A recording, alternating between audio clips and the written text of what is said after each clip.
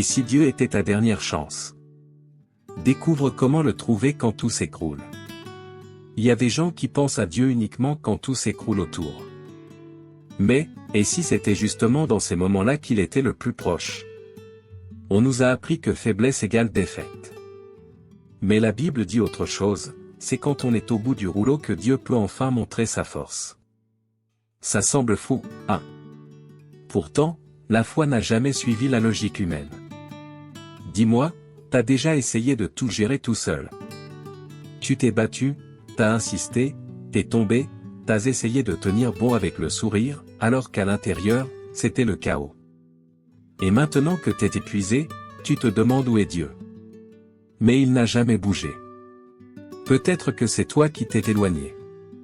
Et si c'était le moment de lever les yeux et voir qu'il est toujours là, à t'attendre?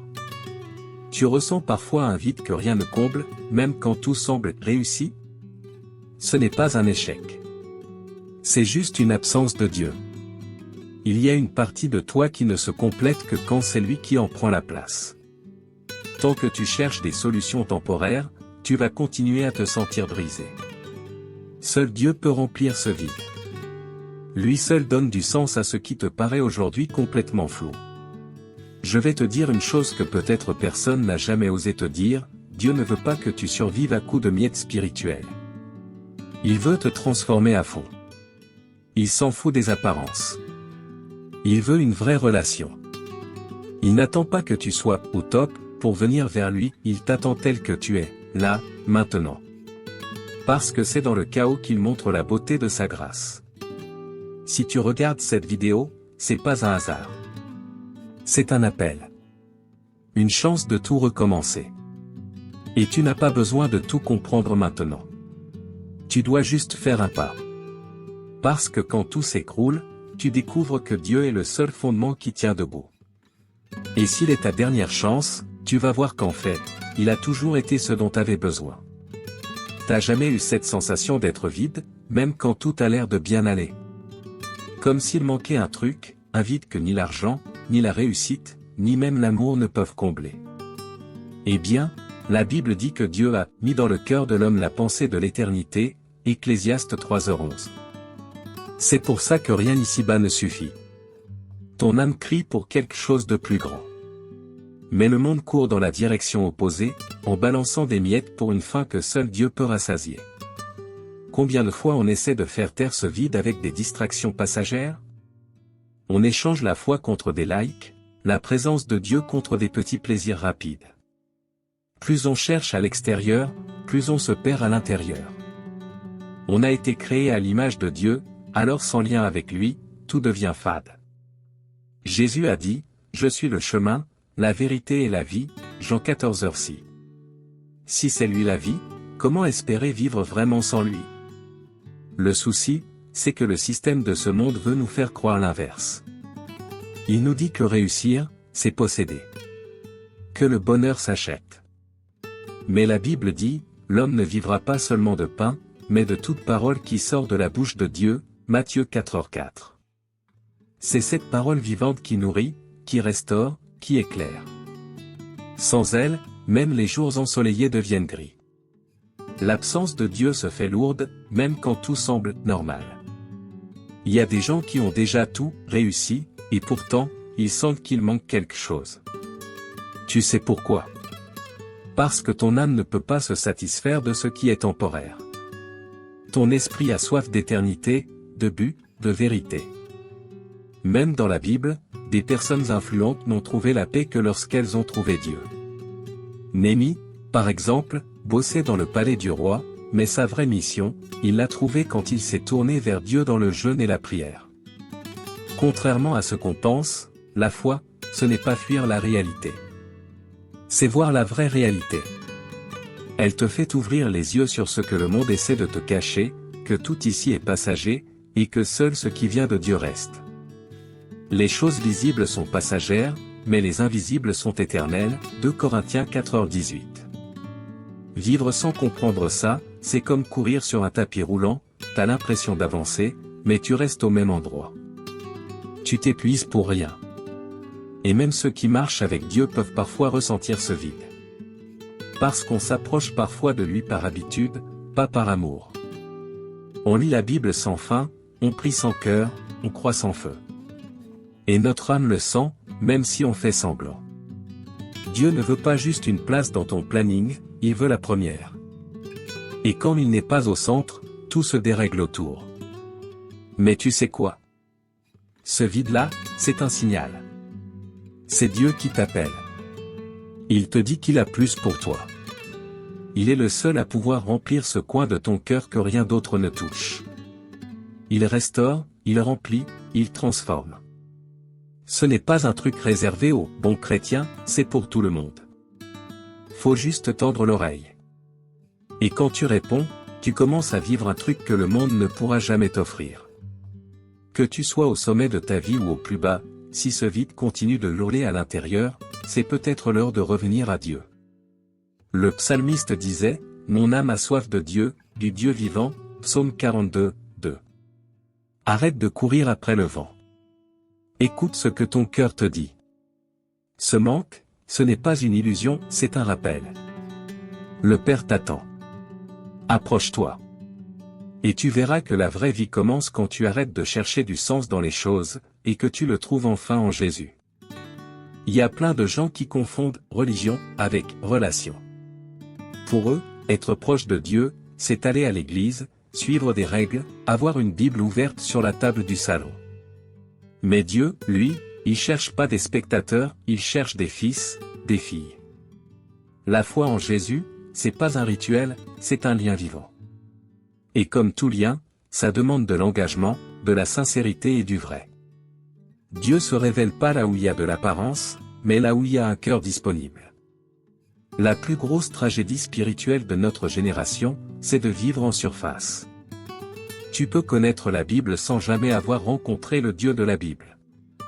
Parler de Jésus sans jamais avoir écouté sa voix.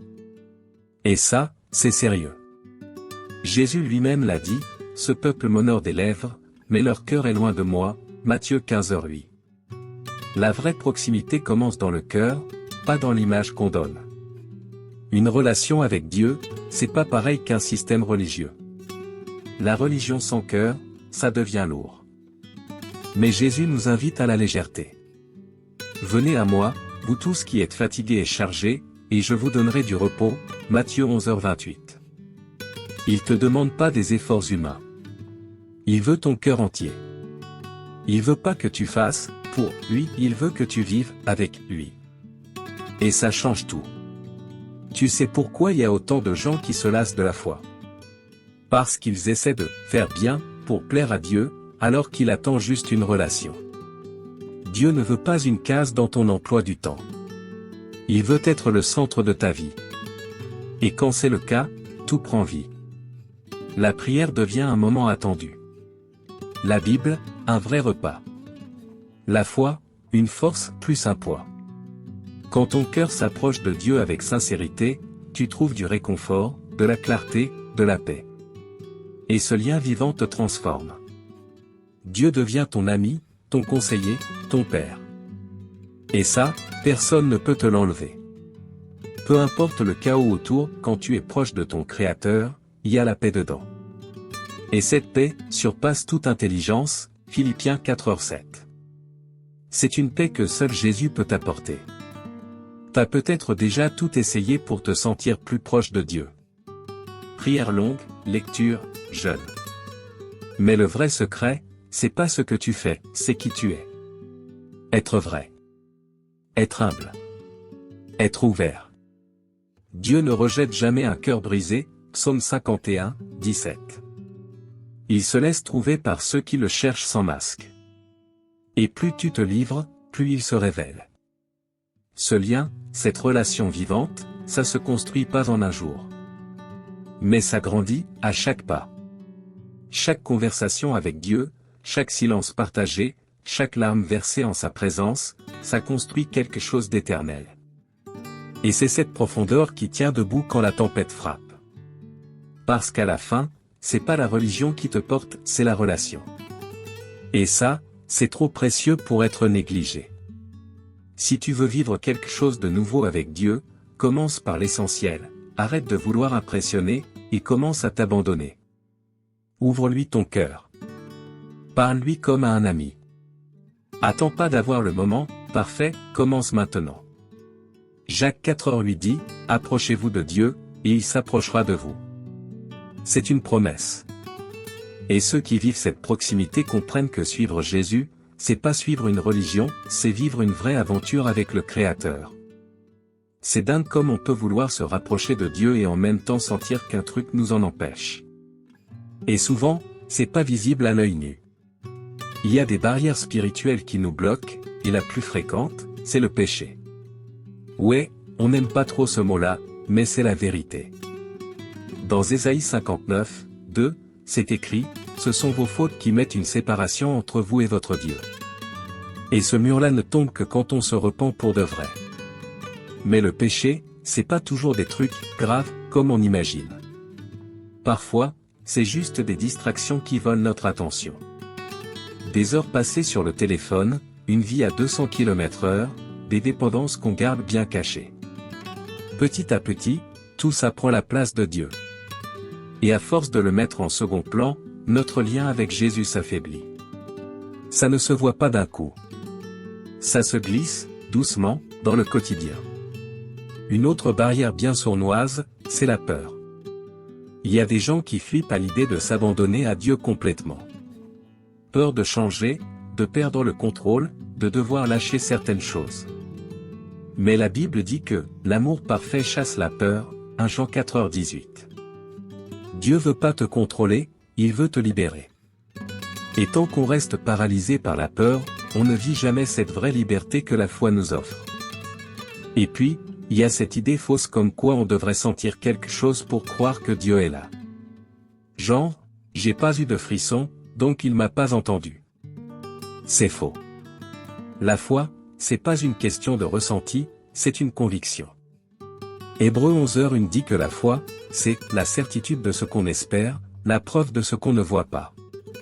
Dieu agit même quand t'as rien senti du tout. Beaucoup vivent une foi basée sur les émotions, je prie quand je me sens bien. Je lis la Bible quand j'ai envie. Mais marcher avec Dieu, c'est pas une montagne russe émotionnelle. C'est une constance. Un choix. Et c'est justement dans les moments de vide qu'on prouve notre fidélité. Dieu voit ceux qui tiennent bon, même quand ils ont plus d'énergie. Et il honore cette fidélité-là. Une autre barrière? L'orgueil. Il empêche de reconnaître ses torts, il endurcit le cœur, il trouve toujours une excuse pour continuer comme avant. Mais la Bible est claire, Dieu s'oppose aux orgueilleux, mais il fait grâce aux humbles, Jacques 4h6. Tant qu'on reste bloqué dans la fierté, Dieu peut pas avancer en nous. Mais dès qu'on se plie, il agit, il soigne, il restaure. Le ciel s'ouvre quand le cœur s'incline. Et il y a aussi la comparaison. Regarder les autres, se dire qu'on sera jamais aussi spirituel, se sentir nul. Ça ronge ta foi. Dieu t'a pas créé pour que tu copies qui que ce soit. Il t'a créé tes oui, avec ton histoire, ta galère, ton style. Jésus a appelé des pécheurs, des gens simples. Il cherche pas la perfection. Il cherche un cœur prêt. Et si tu dis, ok, il s'occupe du reste. Si tu sens qu'un truc te freine dans ta relation avec Dieu, affronte-le. Fuis pas. Demande-lui, Seigneur, qu'est-ce qui me bloque? Et il te montrera. Le roi David a prié comme ça, sonde-moi, ô Dieu, et connais mon cœur, regarde si je suis sur une mauvaise voie, Psaume 139, 23-24. Que ça devienne ta prière. Parce qu'une fois que les murs tombent, le chemin s'ouvre. Et là, tu verras à quel point Dieu peut vraiment tout transformer. La présence de Dieu, c'est pas juste une jolie phrase dans une chanson ou un verset à lire le dimanche. C'est du concret. C'est vivant. Et quand Dieu se manifeste, rien reste pareil. Quand il entre dans une pièce, l'ambiance change. Le cœur s'adoucit. Ce qui semblait impossible devient soudainement réalisable. Regarde Moïse, il n'a pas affronté Pharaon avant de rencontrer Dieu dans ce buisson en feu. Une vraie rencontre, ça change tout. La présence de Dieu commence par un truc intérieur. Elle te touche avant de changer ce qui est autour de toi. La peur se transforme en foi. Le stress devient paix. L'âme fatiguée retrouve un souffle. David, qui était pourchassé de partout, disait pourtant avec assurance, « Même si je marche dans la vallée de l'ombre de la mort, je ne crains rien, car tu es avec moi. » Psaume 23h4. Ce n'est pas le contexte qui le tenait, c'était la présence. Le plus beau, c'est que cette présence, elle n'est pas réservée aux grands moments de louange ou aux lieux sacrés. Elle est dispo pour ceux qui la désirent vraiment. Jésus a promis, « Je suis avec vous tous les jours », Matthieu 28, 20.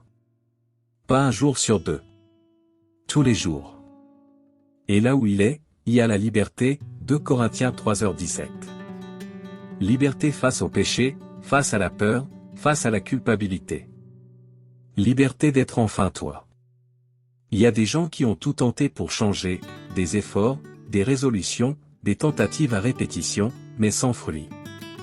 Parce que la force humaine a ses limites. Mais quand Dieu agit, même l'impossible se plie. Il transforme pas juste le comportement. Il change le cœur. Et c'est pour ça que ceux qui rencontrent Dieu pour de vrai ne restent jamais les mêmes. Leur regard change. Leur façon de parler change. Leur but dans la vie change. Tu connais l'histoire de Pierre? Il a renié Jésus 3 fois. 3 fois. Mais après un face-à-face avec le Christ ressuscité, ce même Pierre devient une colonne de l'Église. Voilà ce que Dieu fait, il prend le faible et le rend fort. Il relève ceux qu'on pensait foutus. Il transforme des échecs en témoignages vivants. Quand Dieu entre, l'histoire change. Et ta petite foi peut devenir une foi inébranlable. Parce que ce n'est plus toi qui vis, c'est lui en toi. La présence de Dieu, c'est pas juste du réconfort. C'est un carburant. C'est elle qui te pousse à continuer quand tout s'effondre. Quand personne comprend. Quand t'as l'impression que tout est perdu. Sa voix te prend par la main et te dit, « Je suis là. » Isaïe 41, dit, « Ne crains rien, car je suis avec toi, je suis ton Dieu. » Et cette vérité change ta manière d'affronter les pires moments. Si t'as l'impression d'être bloqué, c'est peut-être pas de motivation que tu manques, c'est de présence. C'est dans la présence de Dieu que naît la vraie foi. C'est là que tu entends les vérités que le monde ne dira jamais. C'est là que tu te souviens de qui tu es vraiment en Christ. Et c'est là que commence le miracle. Pas à l'extérieur. À l'intérieur. Ce que personne voit, Dieu le voit. Et il agit, même dans le silence. Cherche sa présence comme tu chercherais de l'air si tu manquais d'oxygène. Elle n'est pas un bonus, elle est essentielle. Crée cet espace chaque jour, dans la prière, l'adoration, en ouvrant ta Bible avec un cœur ouvert. Et tu verras. Tu changeras. Ton environnement changera. Même les combats auront un autre goût. Parce que marcher avec Dieu, c'est ne plus jamais marcher seul. Beaucoup de gens vivent des petits moments avec Dieu, mais peu vivent avec lui tous les jours. Tu sais pourquoi? Parce que la majorité le cherche seulement quand ça va mal. Dieu devient un plan de secours au lieu d'être la base de leur vie. Pourtant, dès le début, même dans le jardin d'Éden, son plan, c'était d'être en relation constante avec nous. Le problème, c'est pas qu'il se cache, c'est qu'on arrête souvent de le chercher avec régularité. La présence de Dieu, c'est pas réservé à une élite ultra-spirituelle. C'est pour ceux qui font le choix de le mettre en premier. Avant le stress. Avant le téléphone. Avant la routine. Jésus a dit, « Demeurez en moi, et je demeurerai en vous » Jean 15h4. C'est pas une histoire de moments isolés, c'est une histoire de connexion continue. Comme un chargeur branché non-stop. Vivre avec Dieu au quotidien, c'est avoir un cœur qui capte sa voix dans les petites choses. C'est reconnaître Jésus même dans la routine, même dans le silence, même dans le rush. C'est porter sa paix jusque dans les gestes les plus simples. Comme Paul disait, « Quoi que vous fassiez, manger, boire, n'importe quoi, faites tout pour la gloire de Dieu » 1 Corinthiens 10h31. Quand cette vérité entre dans ton cœur, tout prend un autre sens. Mais cette constance, c'est un choix. Il y aura des jours où t'auras pas envie. Où t'auras la tête ailleurs. Où la vie va crier plus fort que ta foi. Mais c'est justement ces jours-là qu'il faut pas lâcher. Parce que vivre par la foi, c'est décider de marcher avec Jésus, même quand le cœur a l'impression d'être à sec. Ouvre ta Bible même si t'as pas envie. Prie même si les mots sortent pas bien. Continue, il est fidèle, même quand toi tu te sens faible. Vivre cette présence tous les jours, c'est pas une question d'émotion, c'est une décision. Et quand tu cultives ça au quotidien, ta foi devient profonde. Solide. Et c'est cette profondeur qui tient quand les saisons changent. Ceux qui ne cherchent Dieu que dans les tempêtes, ils ne savent pas ce que c'est que d'être enracinés.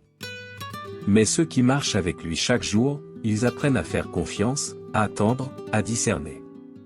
Parce que sa présence, c'est pas juste une aide, c'est le plus grand cadeau. Et cette proximité te pousse à obéir. On peut pas dire, je suis proche de Dieu, et ignorer ce qu'il nous demande. La plénitude vient quand on décide d'obéir, même quand c'est dur, même quand on comprend pas tout. Jésus a dit, si vous m'aimez, vous garderez mes commandements, Jean 14h15. Obéir, c'est pas une prison. C'est la vraie liberté. C'est comme ça qu'on entre dans tout ce que Dieu a préparé pour nous. Et plus on obéit, plus on devient sensible à sa voix. Vivre dans cette plénitude, ça te rend stable. Pas parfait, mais fidèle. Et c'est cette fidélité qui fait la différence entre une foi superficielle et une foi solide. Quand tu mets Dieu en priorité, ta foi prend vie, ton esprit se renouvelle, ton cœur respire. Et le plus beau? Il est là. Tous les jours. Tu n'es jamais seul. Faut juste que tu sois dispo. Que tu dises oui. Chaque jour. Alors aujourd'hui, choisis une nouvelle façon de vivre. Réveille-toi avec Dieu dans tes pensées. Marche avec lui dans tes gestes, dans tes décisions, dans ton cœur. Prends du temps pour méditer sa parole. Loue-le pendant que tu conduis, travailles ou fais tes trucs. Garde cette connexion comme un trésor. Parce que c'est ça, c'est le plus précieux de ta vie. Jérémie 29:13 le dit bien, vous me chercherez, et vous me trouverez si vous me cherchez de tout votre cœur. Et quand tu trouves, tu veux plus jamais t'en passer. Maintenant que tu sais que Dieu n'est pas juste une roue de secours, mais le seul qui peut vraiment combler ce que le monde ne peut pas atteindre, c'est à toi de choisir. Tu peux continuer à lutter avec tes propres forces, ou alors faire un pas de foi et commencer à marcher avec lui pour de vrai. Ça demande du courage, de l'humilité, un cœur ouvert. Mais en échange, tu reçois la paix, la liberté, le sens. Tout commence avec une décision simple, s'approcher. Approche-toi de lui avec sincérité, même si tu piges pas tout. Même si t'as l'impression de rien ressentir. Même si t'es fatigué ou paumé. Dieu rejette pas les cœurs brisés, il les guérit, il restaure, il transforme. Il cherche pas des gens parfaits, il cherche des cœurs présents. Et si tu t'ouvres à lui, il va t'amener à une foi que t'as encore jamais connue.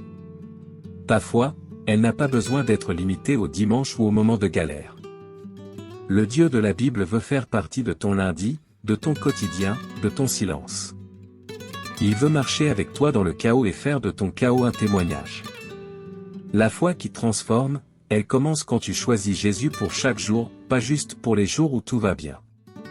N'attends pas que tout s'arrange pour chercher Dieu. C'est en le cherchant que les choses commencent à changer. Il n'a jamais promis une vie sans problème, mais il a promis sa présence constante. Et sa présence, elle change tout.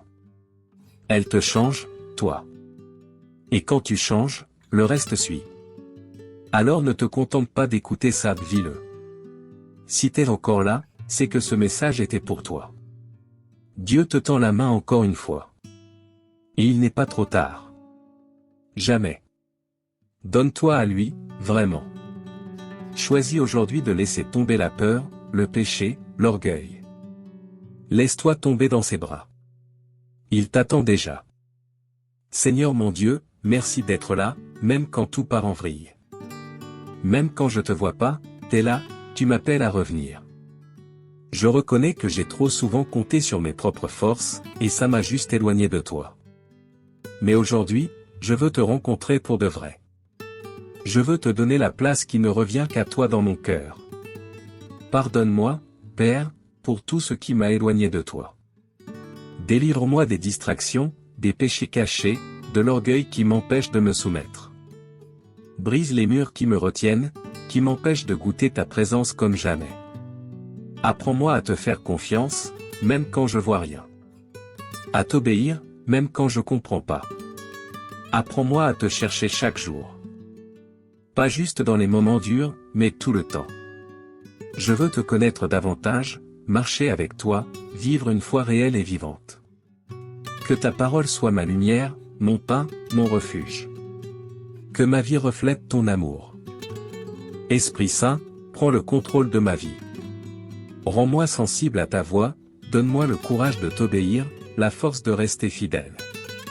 Je veux pas d'une foi superficielle. Je veux de la profondeur. Je veux pas une religion, je veux une vraie relation. Et même dans les jours sombres, rappelle-moi que tu es mon abri. Père, je déclare que tu es ma seule espérance. Et ça suffit. Parce qu'en toi, j'ai tout. Fortifie ma foi, ancre-moi en Jésus, et guide-moi dans ta paix. Au nom de Jésus, Amen. Bulle et maintenant, dis-moi, t'as été touché? Alors ne garde pas ça juste pour toi. Il y a sûrement quelqu'un autour de toi qui galère en silence et qui a besoin d'entendre ce que t'as entendu ici. Partage cette vidéo avec un ami, quelqu'un que tu aimes, ou même une personne que tu sens loin de Dieu. Un simple clic de ta part peut changer une vie. Écris un commentaire ici en bas et dis-moi ce qui a le plus parlé à ton cœur. J'aimerais te lire, prier pour toi, t'accompagner. Chaque commentaire est une graine, et Dieu peut faire pousser quelque chose de grand à partir de ça. Ose ouvrir ton cœur. Et bien sûr, abonne-toi à cette chaîne si c'est pas encore fait. Ici, tu vas recevoir des messages qui nourrissent ton âme, qui boostent ta foi, et qui te rapprochent de Jésus. Active la cloche pour ne rien rater. On fait que commencer, et je veux que tu fasses partie de cette aventure. Souviens-toi, tu n'es pas seul. Dieu t'appelle à revenir près de lui. Et cette chaîne, c'est juste un pont pour te rappeler que sa présence est tout ce dont tu as besoin. Partage, commente, abonne-toi et reviens quand tu veux. Ici, t'es chez toi.